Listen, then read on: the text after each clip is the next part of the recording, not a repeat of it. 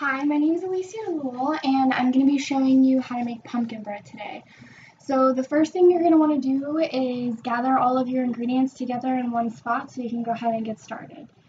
I've already put some of the ingredients in the bowl so to save time.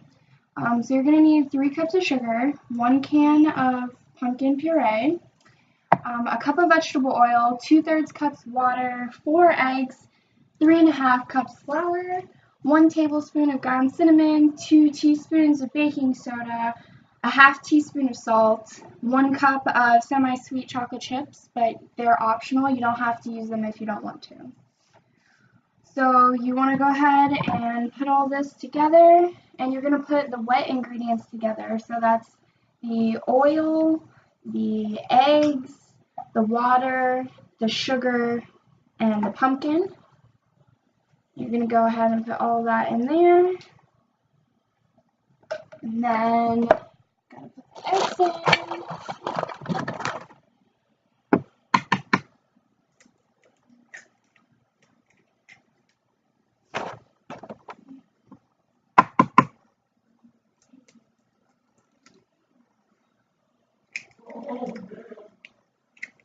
Okay, and it calls for 4 eggs, so gotta put 4 of them in there.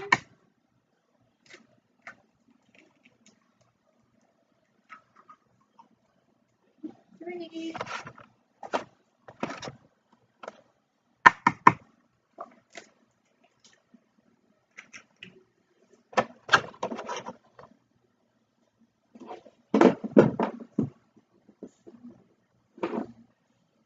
So now you got that in there, and then you want to go ahead and get your whisk and mix it all together.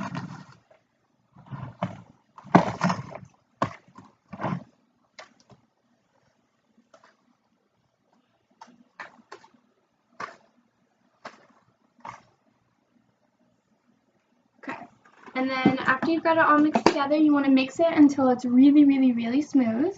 And then after you've got it all mixed together, you can put in the chocolate chips if you like. It says to use a cup of chocolate chips, but I usually use about ½ a bag. So after you mix it, you're going to want to pour in.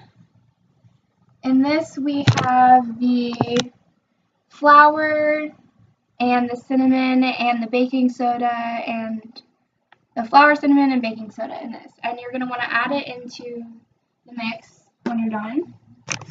So altogether, this is going to take you about 1.5 hours to accomplish. So make sure you have that amount of time set aside.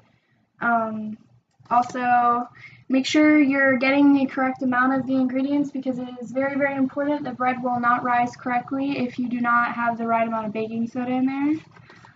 And then the pan that you're going to want to use is a 9x5 loaf pan. So you're just going to pour it in here, and you're only going to pour it in about 3/4 of the way full so that it has enough room to rise while it's baking. And then before you put the mix into the pan, you're going to want to go ahead and use this or some kind of butter, I guess, just to make sure that the bread doesn't get really stuck to the pan. And then the pumpkin bread is going to be really good for any kind of family occasion. I usually make it for Thanksgiving. More people tend to like it when I use the chocolate chips versus if I didn't use any chocolate chips. So I would suggest using the chocolate chips, but you don't have to. It's just optional. Also, don't forget to set a timer because you don't want it to burn. It's very important. And make sure you let it cool down for at least 10 to 15 minutes. No matter how good it smells, you don't want to get burned. So that is about it, and thank you for listening.